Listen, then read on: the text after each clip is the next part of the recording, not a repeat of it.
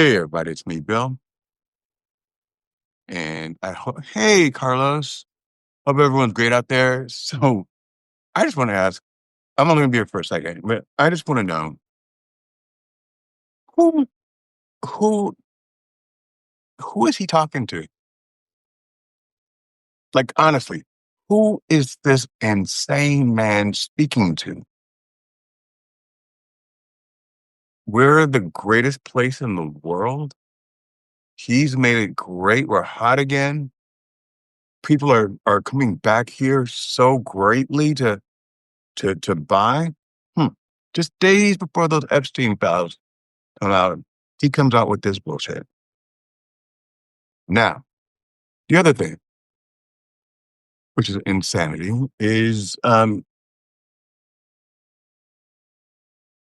who fact fact checks his teleprompter stuff before it goes live. There is no such thing as saving 500%. Once you're saving 100%, you're at zero. So you're gonna go. It's gonna cost you less than zero. I'm confused. Maybe, maybe we made a mistake, guys. Anybody out there ready to admit it? I am. It This is the most evil, self-centered, self-serving person I have ever, ever encountered, and I haven't even been in the same room with him. I cannot listen to him speak because when his voice comes on the television, I have a visceral reaction because I know it's a lie. And it becomes the part that becomes bad is that I'm confused because some people either believe the lie or they want to believe the lie. Then you come out with this thing about uh,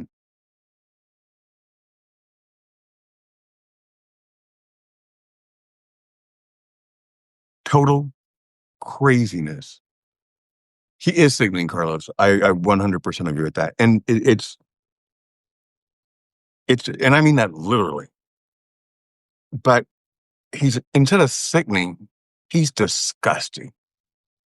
And what's even worse are these people that are supposed to be the educated in Congress and in the House that are shielding him. They are propping him up for their own self-interest. He says he's bringing more jobs back. He's cost us 1 million jobs. He has taken the farmers in America and sold out the soybean rights to Argentina, our beef in Argentina. There are entire cities that are bankrupt. So I do agree with him on several things. No one has done anything like he's done before. No one, no one in America. No one uh, has created more chaos than this man. And actually, I'm going to stop saying this man because it is more than him. He's the face of it. But there are people, especially at this point, there are people behind pulling the strings. I believe that he says what he wants to say. I believe that. But where are the people that are supposed to be standing up? I am very disappointed in Marco Rubio. I never liked him. Never. Like I live in Florida. He's just not my cup of tea. I don't understand an immigrant that's against immigration. I don't. Sorry, not to offend, but none of us are here because we are natives, unless you're Native American or probably Mexican, because a large part of California was Mexico. So we took that or we bought it and they didn't know what they were giving away. Either way, we were not the first people here. This country was built on the backs of immigrants. Whether you wanted to be here because you chose to flee or if you were taken and you were put into slavery. Every time someone rises that doesn't fit into a specific mode, the package that we want them to be in, historically, we have taken their wealth away. We've taken their land. We have destroyed their businesses. And when I say we, I'm just trying to be nice, but America, right? Um, we burned down the Black Wall Street, where the black millionaires were coming up. We've red zoned. We've done all this stuff to keep people marginalized. We've pitted brown people against brown people to make sure even within our own society, we gave them someone to look down on. That's manipulation. That's not done by him. That's a ingrained narrative that we've been living with for a while. He has uh, capitalized on that narrative. He has created an entire movement around that narrative. And I don't know why you guys, not you guys, I don't know why some people just don't see it.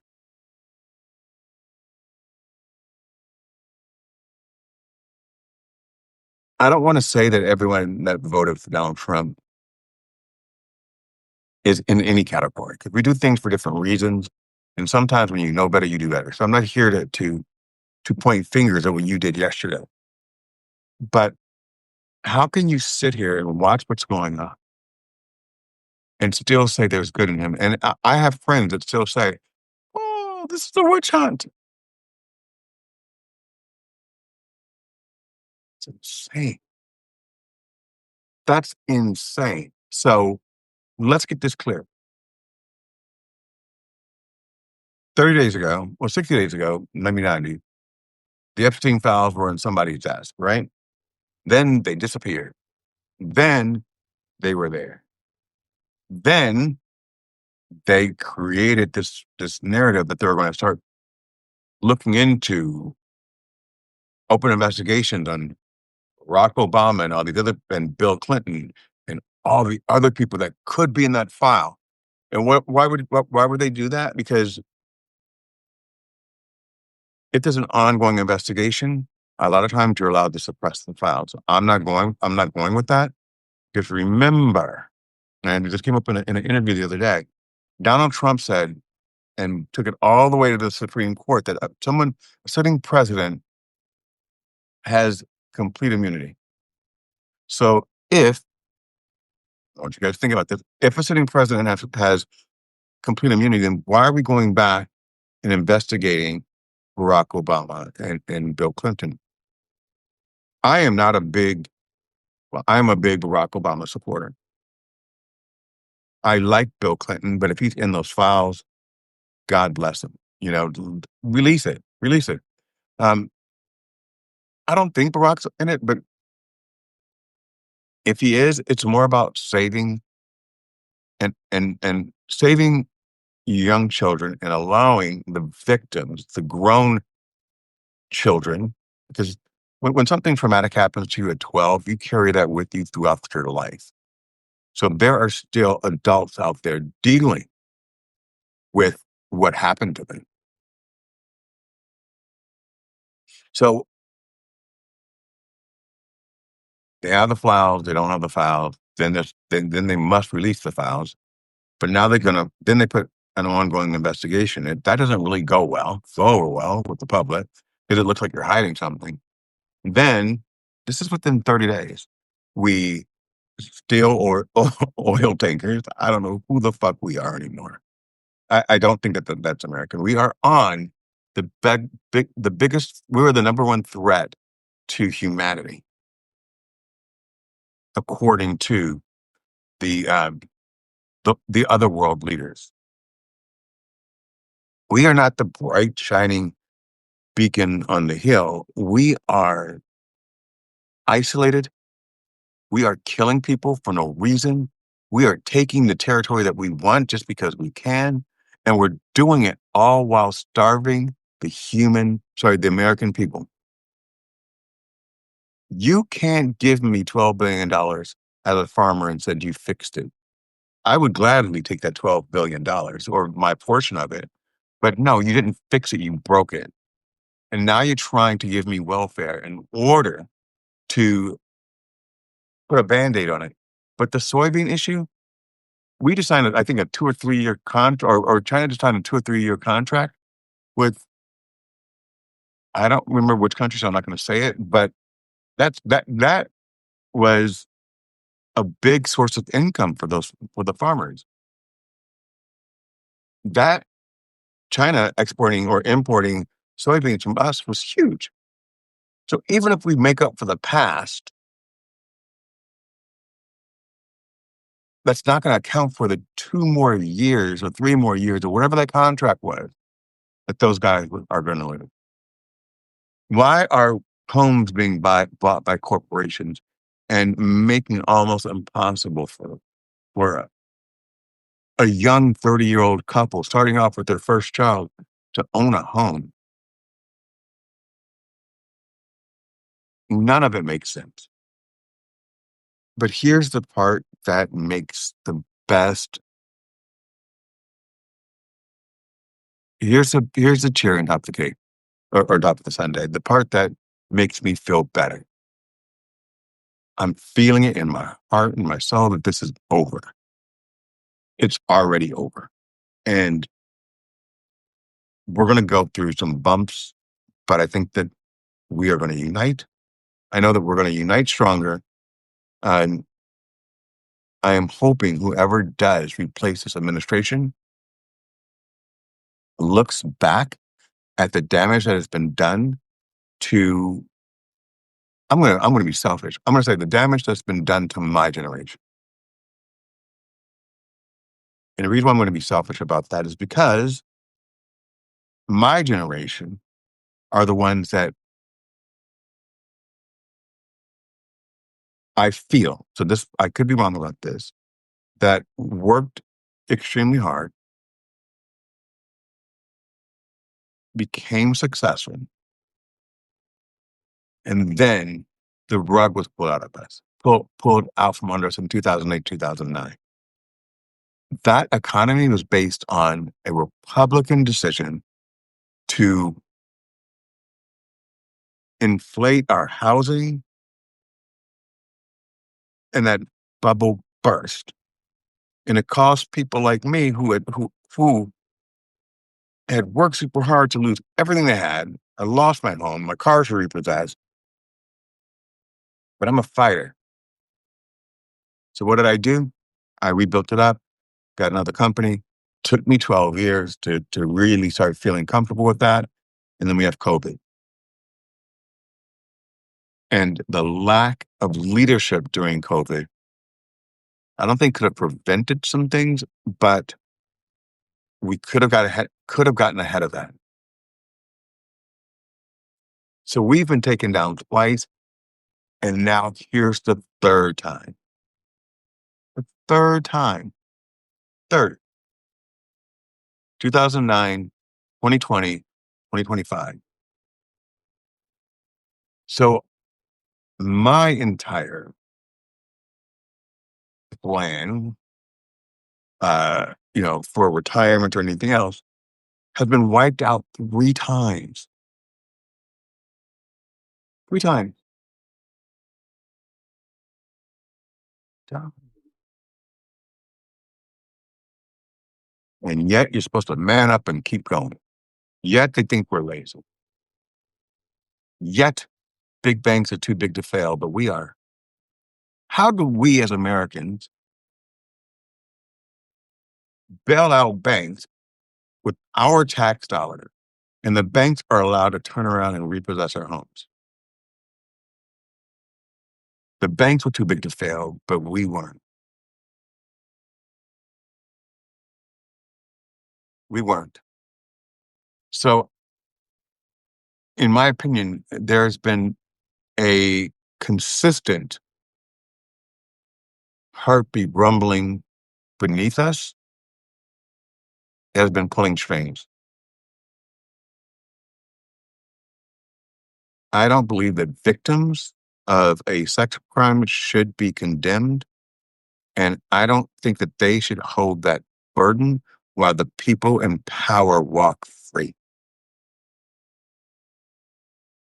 I don't believe that if you have more money, and that means you can grab them by whatever you want. And what we're saying as Americans is exactly what he said 15 years ago. I can grab them wherever I want because I'm rich and I'm a celebrity and they allow me to do that. Do they? Is that what makes you sleep at night, Diddy? Is that what makes you sleep at night, Mr. President? Megyn Kelly? Like, oh, it's not like they were 8, they were 14. They looked 8. They were 14, but they looked 8. There's a couple of things wrong with that statement in my mind. I don't know if you're picking up on it, but I'm not enjoying it. So I am glad that that buffoon got up and spoke. I am glad I did not watch it because I refuse to give him my Nielsen ratings or whatever type of rating that makes him float his boat. But damn, money out of politics, lies out of our briefing room. But they all lie. I ain't never seen anything like this before in my life. And if they all lie, then it's time for them to freaking stop.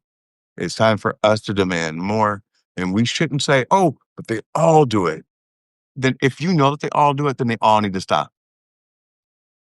Think about what you would say to your 5-year-old child. They said, well, Debbie did it. Okay.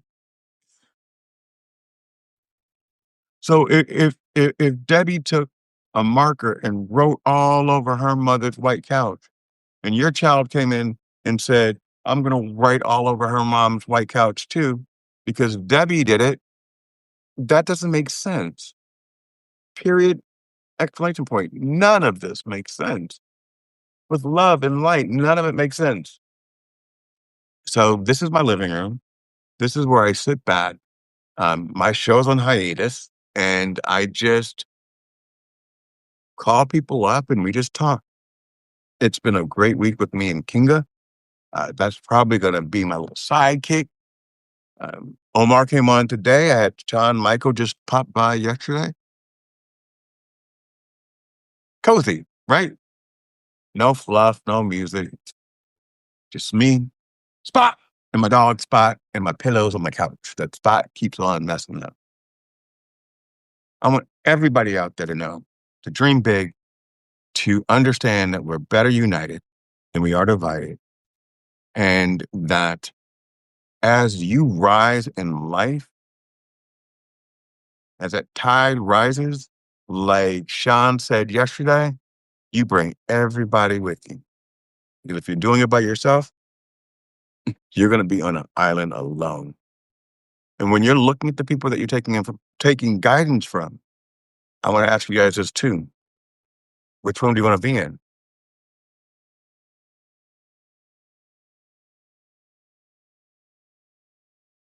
Because I'm making shit happen, guys, every single day. And for myself, not because of you. I'm taking you along for the ride, and I promise that we will all be successes. Please subscribe to my channel.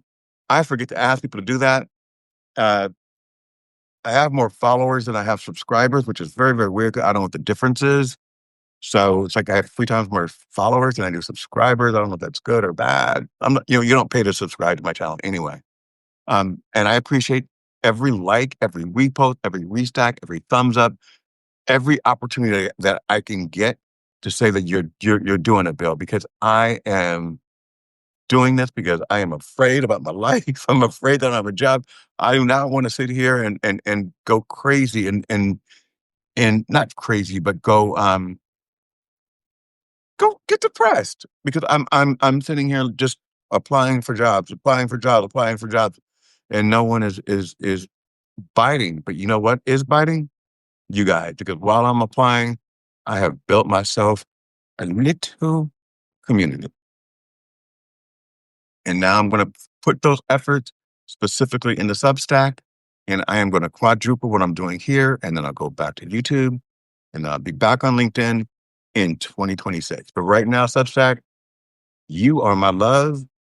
We are committed and we are going to grow together. And if you've never been a part of my show, this is the right time to jump on and just have talks and come on, because when the show starts in January, I will be booked and busy in a good way.